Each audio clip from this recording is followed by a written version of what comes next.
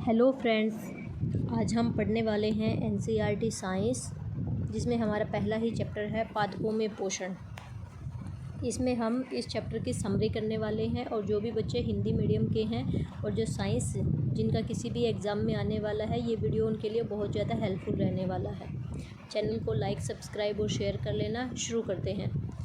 जो सभी जीव होते हैं उनको भोजन की ज़रूरत होती है, क्योंकि भोजन जो होता है उसी से हमारे शरीर को ऊर्जा मिलती है, हमारा शरीर का विकास होता है, हमारा जो शरीर है उसका रख रखाव होता है। मतलब हमारे अगर शरीर के कहीं पे कोई चोट लग जाती है, कुछ हो जाता है, तो उन घावों को ठीक करने में, हमारे शरीर के विकास में जो खाना है वो बहुत ज़्यादा मदद करता है। और हमारा जो शरीर होता है वो कुछ ना कुछ काम करता ही रहता है।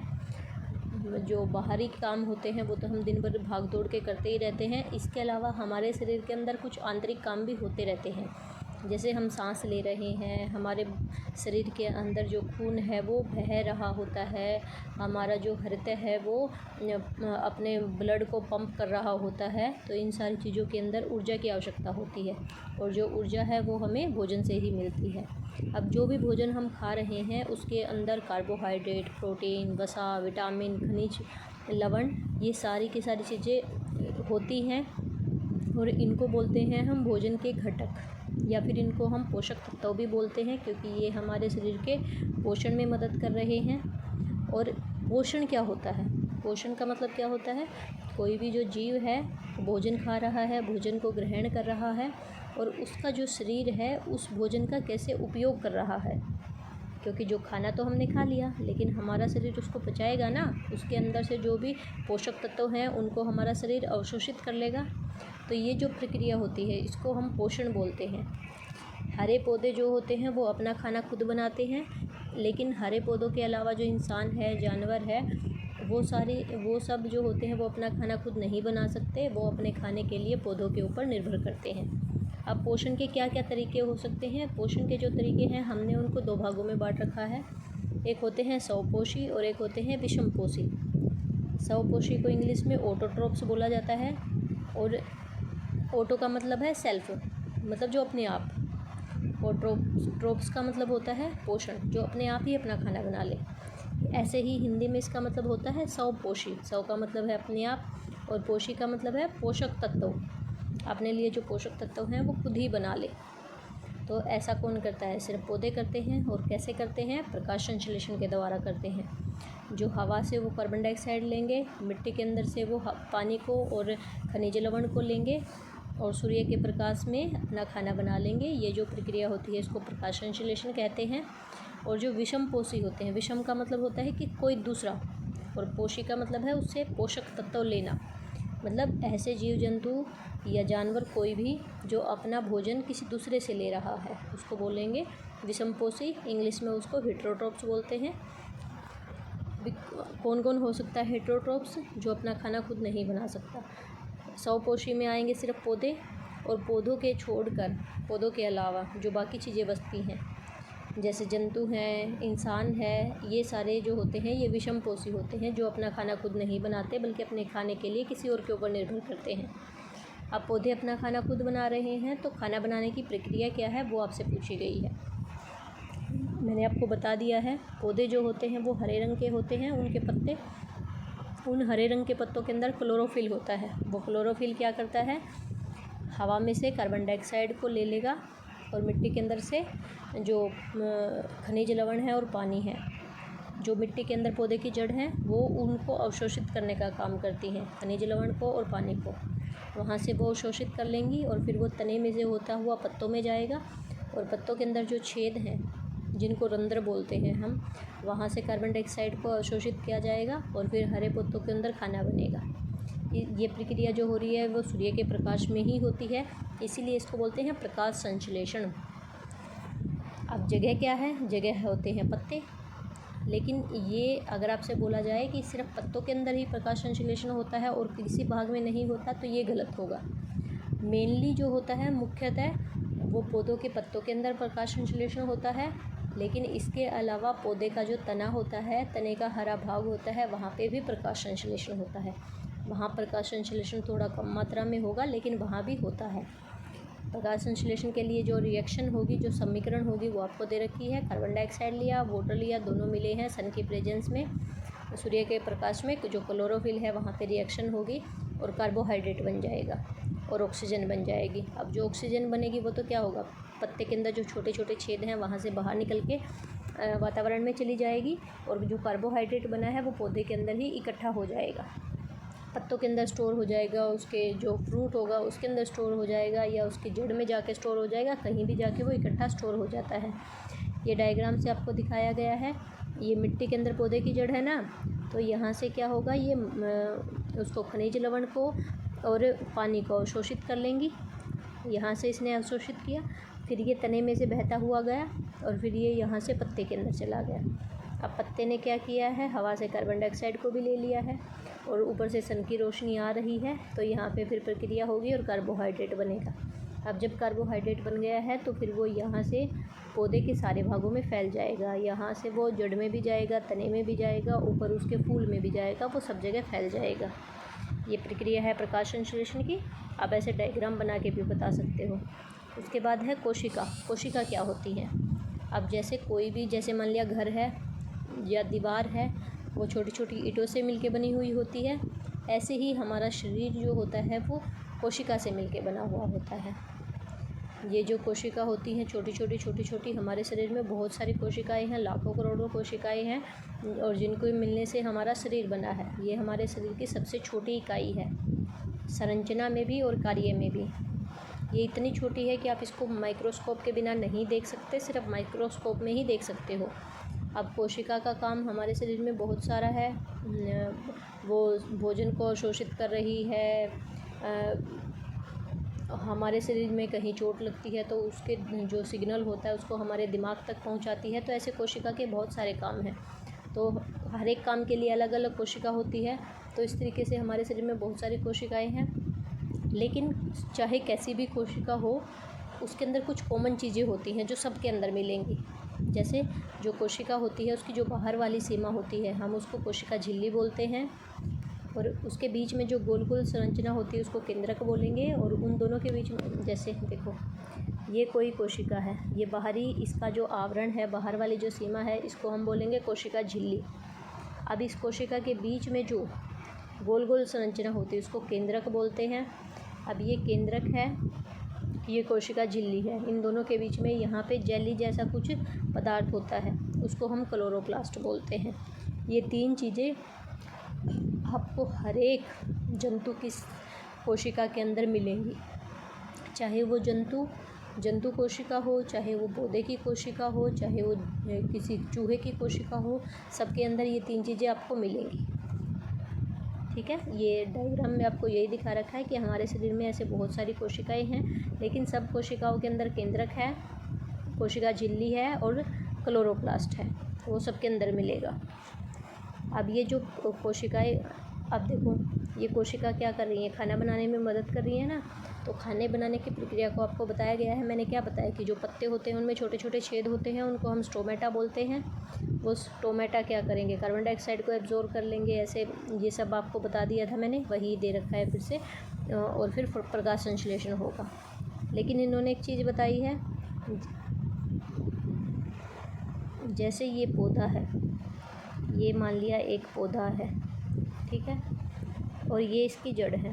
अब इन जड़ों में से उसने वाटर को, पानी को और खनिज लवण को अवशोषित तो कर लिया, लेकिन अवशोषित करने के बाद वो क्या करेगा, उसको ऊपर जाना है, पत्तों के पास जाना है, पत्तों में ही तो प्रकाश संश्लेषण होगा ना। तो यहाँ से वो जो पानी है और खनिज लवण है वो ऊपर की तरफ गति करेगा, यहाँ पे फिर प्रकाश संश्लेषण होगा। अब प्रकाश संश्लेषण के होने के बाद वो खाना जो है वो सब जगह जाएगा, तो वो नीचे भी आएगा फिर से।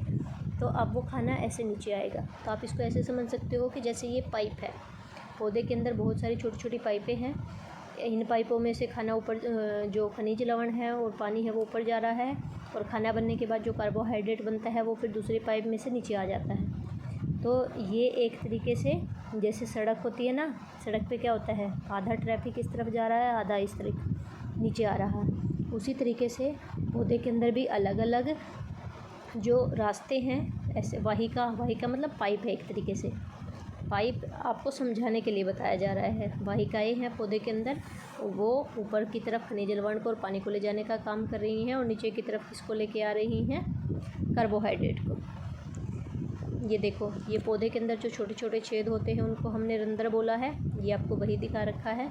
ये जो रंध्र होते हैं पौधे के अंदर, जो ये जो है छेद है, इसको हम रंध्र बोलेंगे। और इस रंध्र की तरफ साइड में जो सेल होंगी, जो कोशिकाएं होंगी, उनको हम द्वार कोशिका बोलेंगे या फिर गार्ड सेल बोलेंगे। द्वार कोशिका मतलब द्वार का पे जो खड़ा, द्वार का मतलब क्या होता है, गेट पे जो खड़ा होता है उसका काम क्या होता है, गेट को बंद करना, गेट को खोलना।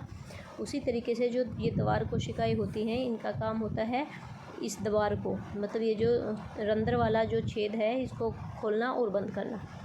जैसे पौधे के अंदर छेद हैं, तो पौधे को अब प्रकाश संश्लेषण करना है तो उसको कार्बन डाइऑक्साइड चाहिए। तो जो ये द्वार कोशिका होंगी, ये इस रंध्र को खोल देंगी और कार्बन डाइऑक्साइड अंदर आ जाएगी। फिर ये इसको बंद कर देंगी और फिर अंदर प्रकाश संश्लेषण होगा। जब प्रकाश संश्लेषण होगा तो उसके अंदर ऑक्सीजन बनेगी। अब ऑक्सीजन को बाहर जाना है, ऑक्सीजन को बाहर जाना है तो द्वार कोशिकाएँ फिर से रंध्र को खोल देंगी और ऑक्सीजन बाहर चली जाएंगी। तो द्वार कोशिकाओं का काम है रंध्र को खोलना और बंद करना। ठीक है। अब ये प्रकाश संश्लेषण बताया है आपको कैसे कैसे हो रहा है, जो मैंने आपको समझाया वही सब कुछ दे रखा है। और इसमें साथ ही बताया गया है कि प्रकाश संश्लेषण सिर्फ सूर्य की प्रेजेंस में ही होता है। अगर सूर्य निकला हुआ है तो प्रकाश संश्लेषण होगा, नहीं निकला हुआ तो प्रकाश संश्लेषण नहीं होगा। अब सूर्य का प्रकाश होगा तो पौधे अपना खाना बनाएंगे, पौधे अपने खाना बनाएंगे तो जो बाकी जीव जंतु हैं वो पौधों के ऊपर निर्भर करते हैं, तो उनको भी खाना मिलेगा। तो इस तरीके से हमारे शरीर को अगर हम इंसान हैं और इंसानों को ऊर्जा के लिए हम क्या करते हैं, भोजन खा रहे हैं। हमें भोजन कहाँ से मिल रहा है, पौधों से। पौधों को भोजन कहाँ से मिलता है, वो अपने आप बनाते हैं, लेकिन वो सूर्य के प्रकाश में ही बनाते हैं।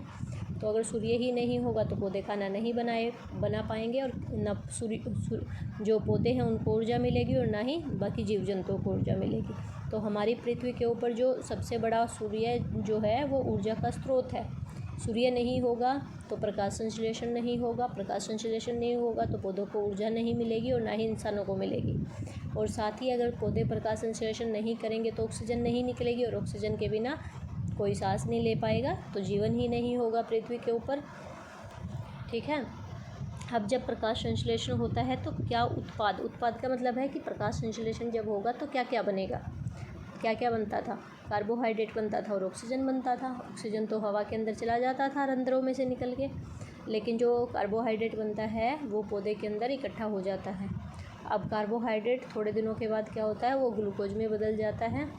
कार्बोहाइड्रेट जो है वो ग्लूकोज है, शुरू में वो कार्बोहाइड्रेट होता है या फिर हम उसको ग्लूकोज भी बोल सकते हैं, और बाद में कुछ टाइम के बाद वो क्या होता है, स्टार्च में बदल जाता है और पौधे के अंदर इकट्ठा हो जाता है। अब अगर स्टार्च पौधे के अंदर इकट्ठा है तो हम स्टार्च के लिए टेस्ट कर सकते हैं, देख सकते हैं कि स्टार्च है भी या नहीं। उसके लिए हम क्या करेंगे, आयोडीन टेस्ट करेंगे। पिछली क्लास में हमने पढ़ा था पत्ता, जैसे मान लिया पौधे के पत्ते के अंदर स्टार्च है, ये बात हमने अभी पढ़ी, तो हम ये चेक भी कर सकते हैं। पौधे का एक पत्ता लेंगे, उसके ऊपर आयोडीन डालेंगे और अगर उसका कलर काला नीला हो जाता है तो इसका मतलब उसके अंदर स्टार्च प्रेजेंट है, और अगर काला नीला नहीं होता तो स्टार्च नहीं है। अब प्रकाश संश्लेषण का महत्व क्या है ये मैंने आपको बता दिया है। प्रकाश संश्लेषण नहीं होगा तो ऑक्सीजन गैस नहीं निकलेगी, और ऑक्सीजन नहीं निकलेगी तो कोई सांस नहीं ले पाएगा, तो पृथ्वी के ऊपर जीवन ही नहीं बचेगा। अब हमने क्या देखा कि जो पौधे हैं उनके अंदर हरा कलर होता है, क्लोरोफिल होता है, जिसके कारण वो प्रकाश संश्लेषण कर सकते हैं।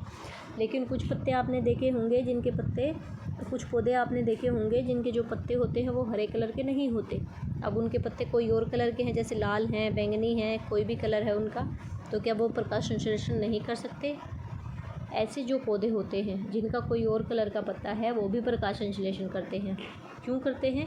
क्योंकि उनके अंदर हरा रंग भी है, उनके अंदर क्लोरोफिल है, लेकिन उनके अंदर क्या हुआ है, हरे रंग के ऊपर और भी कलर आ गए हैं, जिसके कारण वो हरा रंग जो था वो छिप गया है, लेकिन हरा रंग उसके अंदर उपस्थित है। आप इसको ऐसे समझ सकते हैं, जैसे मान लिया ये पौधा, ये एक पत्ता है हमारे पास पौधे का, इसके अंदर ये हरा कलर है, लेकिन इसके ऊपर मान लिया पीला कलर भी आ गया है।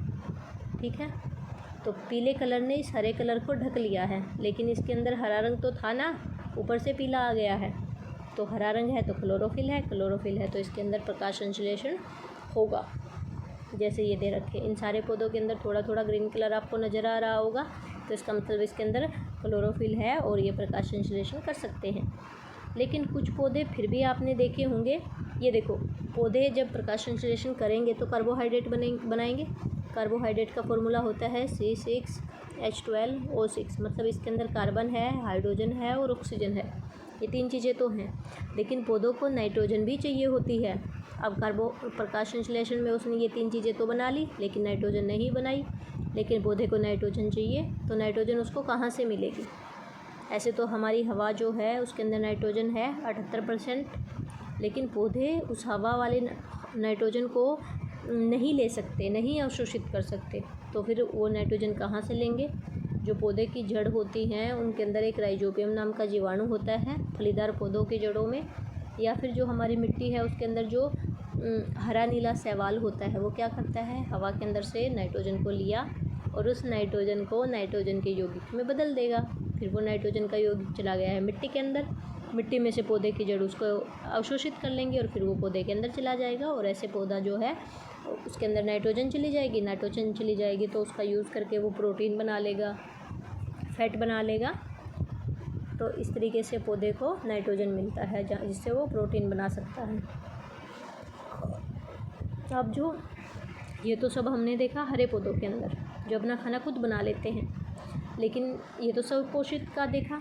लेकिन स्वपोषी के अलावा एक विषमपोषी भी तो था ना, जो अपना खाना खुद नहीं बना सकते, तो वो खाना कहाँ से लेंगे? उस कैटेगरी में हम सबसे पहले पढ़ेंगे परजीवी पौधे के बारे में। परजीवी मतलब ऐसे पौधे जिनके अंदर क्लोरोफिल नहीं है, खाना खुद नहीं बना सकते। खुद नहीं बनाएंगे तो क्या करेंगे? किसी और से लेंगे, तो उनको हम बोलेंगे परजीवी। वो क्या करते हैं, जैसे वो ऐसे पौधे दूसरे पौधे के ऊपर रहते हैं। जो नीचे वाला पौधा है, जैसे ये देखो आप, ये एक हरा पौधा है तो ये प्रकाश संश्लेषण कर सकता है। और इसके ऊपर एक ये पीली बेल लिपटी हुई है। अब ये पीली बेल है तो इसके मतलब इसके अंदर क्लोरोफिल नहीं है, ना ये प्रकाश संश्लेषण कर सकती। तो ये क्या करेगी, इस हरे पौधे के ऊपर लिपटी हुई है, इस हरे पौधे के खाने को अवशोषित कर लेगी और उसी को खाएगी। तो ऐसे जो पौधे होते हैं जो अपना खाना खुद नहीं बनाते बल्कि दूसरे पौधे से अवशोषित कर लेते हैं, उनको हम बोलते हैं परजीवी। और जिससे ये खाना ले रहे हैं उसको हम बोलेंगे मेज़बान। मतलब ये जो हरा पौधा है ये मेज़बान है, और जो ये बेल इसके ऊपर लिपटी हुई है ये परजीवी है। ठीक है, और इस बेल का नाम है अमर बेल। ठीक है, जैसे जुएँ होती हैं, इंसान के सिर के ऊपर रहती हैं और इंसान का ही खून चूसती रहती हैं। तो वो क्या कर रही हैं, वो अपना खाना खुद नहीं बना रही ना, इंसान ने जो खाना खाया है उसका जो खून बना है उसी को उसने चूस लिया है। तो ये परजीवी हुई, और जिसका खाना लिया है उसको बोलेंगे मेज़बान। ठीक है, तो ये आपको याद रखना है। अब कुछ पौधे ऐसे होते हैं जो कीटभक्षी होते हैं। कीटभक्षी का मतलब है जो कीटों को खा लेते हैं, जो कीड़ों को खा लेते हैं। ठीक है, तो अब पहली बात तो हमें ये देखनी है कि वो कीड़ों को खाएंगे कैसे। इन पौधों का जो पत्ता होता है ना, इनका जो पत्ता होगा, ये मान लिया इनका पत्ता है, बहुत बड़ा है ये, और ये फिर ऐसे मुड़ गया है, इसने अपने आप को मोड़ लिया है, ऐसे घड़े के जैसा अपने आप को बना लिया है। अब कोई कीड़ा यहाँ से आया, वो इसके अंदर घुस गया और वो इसके अंदर ही फंस गया। वहाँ से क्या किया इसने, ऊपर से इसने ढक्कन बंद कर दिया और वो अंदर ही गया और अंदर ही उसको पचा लिया है। जैसे ये देखो, ये पौधा है, ये इसके पत्ते हैं, और ये पत्ते ही बहुत बड़े बड़े हो गए और इन्होंने घड़े जैसी शेप बना ली है। अब कोई भी कीट अगर आता है, वो घूमता घूमता यहाँ आया और मान लिया वो इसके अंदर चला गया, तो इसके अंदर बहुत सारे बाल होते हैं, वो उन्हीं के अंदर फंस जाता है, बाहर नहीं निकल पाता। और ये पत्ते का ही ढक्कन बन गया है मुड़ के, ये ढक्कन ऐसे आके इसके ऊपर बंद हो जाएगा और वो कीड़ा बाहर नहीं निकल पाएगा और वो अंदर ही पच जाएगा। तो ऐसे जो पौधे होते हैं जो कीड़ों को खाते हैं उनको कीटभक्षी बोलेंगे। और आपको ये चीज़ याद रखनी है कि ये जो मटके जैसी उसने शेप बनाई है, ये किसकी वजह से बनती है, क्या होता है ये पौधे का पत्ता होता है, इसी से ये शेप बन जाती है। और एक चीज़ और आपको ध्यान रखनी है, अब जो पेड़ पौधे कीड़ों को खा रहे हैं तो क्या वो प्रकाश संश्लेषण नहीं करते जो उन्हें कीड़ों को खाने की ज़रूरत पड़ी? ऐसा नहीं है, वो हरे कलर के थे ये देखो, ये आपने देखा ना ग्रीन कलर में है, तो ये प्रकाश संश्लेषण करता है। लेकिन फिर भी ये कीड़ों को खाता है, क्यों? क्योंकि इसके अंदर जो नाइट्रोजन की कमी है उसको पूरा करने के लिए, ठीक है। और आपको इसका उदाहरण भी ध्यान रखना है कि कौन कौन से पौधे होते हैं जो कीटभक्षी होते हैं। Pitcher plant, sundew, Venus flytrap और ब्लैडरवोर्ट, ये सारे के सारे कीटभक्षी हैं। अब उसके बाद आता है मृतपोषी पौधे। मृत नाम से ही पता चल रहा है, मृत का मतलब होता है मरा हुआ, पोषी मतलब खाना लेना। ऐसे पेड़ पौधे या जंतु कुछ भी जो मरे हुए या गली सड़ी चीज़ों से अपना खाना लेते हैं, उनको मृतपोषी बोलते हैं। इंग्लिश में इसको सेप्रोट्रोप बोलते हैं, ठीक है। जैसे मशरूम है, फंगस है, जो कवक होता है, ये आपने देखा होगा। जो मशरूम होता है वो बिल्कुल गली सड़ी जो घास फूस होती है उसके ऊपर उगता है। और ऐसे ही जो कवक होता है, जब ब्रेड बिल्कुल ख़राब हो जाता है तो उसके ऊपर ब्राउन ब्राउन कलर की परत आ जाती है ना, उसको ही हम कवक बोलते हैं। तो वो भी गली सड़ी चीज़ों की जगह पे ही उगा ना, तो उसको हम मृतपोषी बोलेंगे। जैसे ये देखो मशरूम, ये यहाँ पे गला सड़ा सामान पड़ा था, इसके ऊपर मशरूम उग गई। ऐसे ही ये ब्रेड है, ब्रेड का टुकड़ा है, जहाँ से ये ब्रेड बिल्कुल ख़राब हो गया है वहीं पे जो कवक है वो लग गई है, उग गई है। तो जो गली सड़ी चीज़ों से अपना खाना ले रहे हैं उनको हम मृतपोषी बोलेंगे, ठीक है। और मशरूम एक ऐसा मृतपोषी है जो हमारे लिए हानिकारक नहीं है, जिसको हम खा लेते हैं। मशरूम की सब्ज़ी बना के हम खाते हैं ना। उसके बाद है सहजीवी पौधे। सहजीवी, इसका नाम ध्यान से देखो। सह का मतलब होता है साथ साथ, और जीवी का मतलब है जीवित रहना, रहना।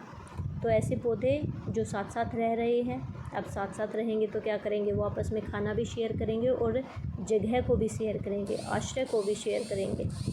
जो एक साथ मिलके रह रहे हैं और खाने को और आश्रय को एक दूसरे के साथ शेयर करते हैं, एक दूसरे की मदद से रहते हैं, उनको बोलते हैं सहजीवी।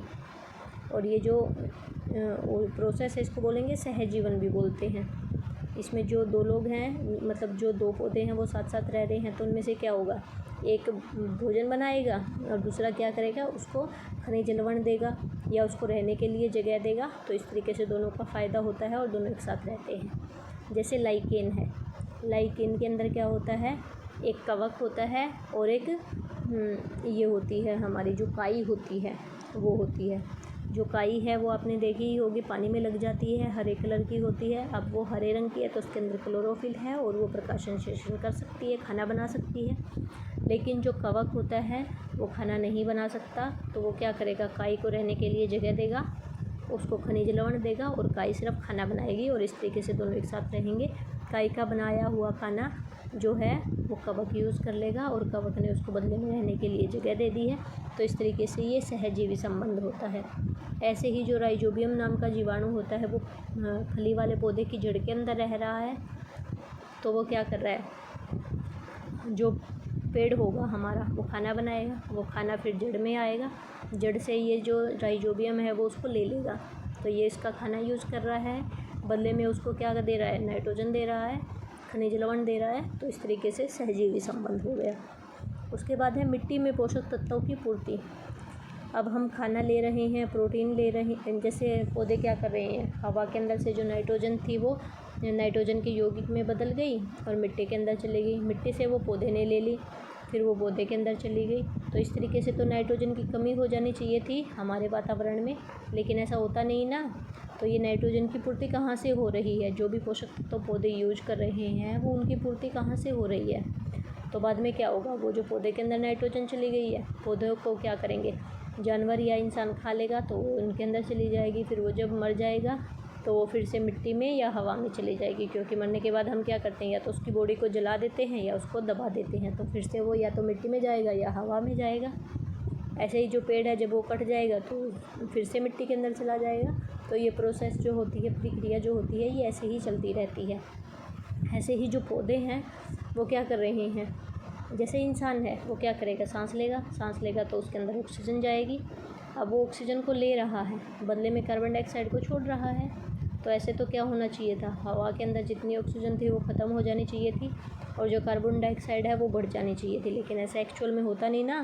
क्यों नहीं होता, क्योंकि इंसानों ने क्या किया है, ऑक्सीजन को ले लिया है और कार्बन डाइऑक्साइड को छोड़ दिया है। और पौधे क्या करते हैं, जब वो प्रकाश संश्लेषण करते हैं तो वो कार्बन डाइऑक्साइड को ले लेते हैं और बदले में ऑक्सीजन को छोड़ देते हैं। अब उन्होंने जो ऑक्सीजन छोड़ी उसको हमने ले लिया और हमने कार्बन डाइऑक्साइड छोड़ दी। हमने जो कार्बन डाइऑक्साइड छोड़ी उसको ऑक्सीजन पौधे जो हैं वो यूज़ कर लेंगे। तो ये प्रक्रिया ऐसे ही चलती रहती है और हमारी जो वातावरण है वहाँ पे सारे पोषक तत्व जो होते हैं या जो गैसें हैं वो सारी बनी रहती हैं, किसी की भी कमी नहीं होती है। तो ये वाला चैप्टर हमारा ख़त्म होता है और ऐसी ही एजुकेशनल वीडियो देखने के